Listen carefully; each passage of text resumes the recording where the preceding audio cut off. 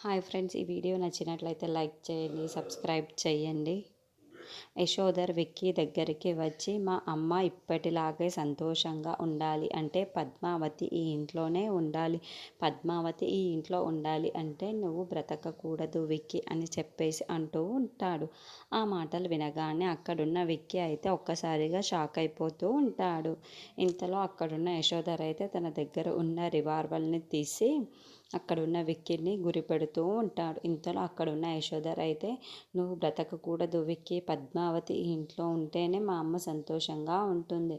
ఇన్నాళ్ళు మా అమ్మని ఎంతో సంతోషంగా చూశాను, ఇకపైన మా అమ్మని అంతే సంతోషంగా చూడాలి అని అనుకుంటున్నాను అని చెప్పేసి గన్నును షూట్ చేయబోతూ ఉంటాడు. ఇంతలో పద్మావతి అక్కడికి వచ్చి, సార్ సార్ మీరేం చేస్తున్నారో మీకు అర్థమవుతుందా అని చెప్పేసి అడుగుతూ ఉంటుంది.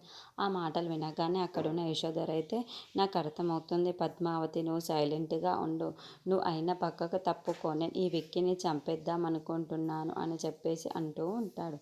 ఆ మాటలు వినగానే అక్కడున్న పద్మావతి అయితే, నన్ను దాటుకొని మా ఆయనని ఎవ్వరు ఏమీ చేయలేరు అని చెప్పేసి అంటూ ఉంటుంది. ఆ మాటలు వినగానే అక్కడున్న యశోధర్ అయితే ఒక్కసారిగా షాక్ అయిపోతూ ఉంటాడు.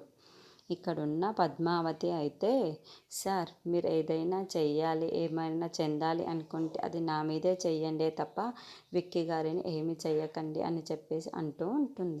ఆ మాటలు వినగానే అక్కడున్న యశోధర్ అయితే, పద్మావతి నువ్వు మర్యాదగా పక్కకు తప్పుకో, నేను ఆ విక్కీని ప్రశాంతత ఉండదు అని చెప్పేసి అంటూ ఉంటాడు.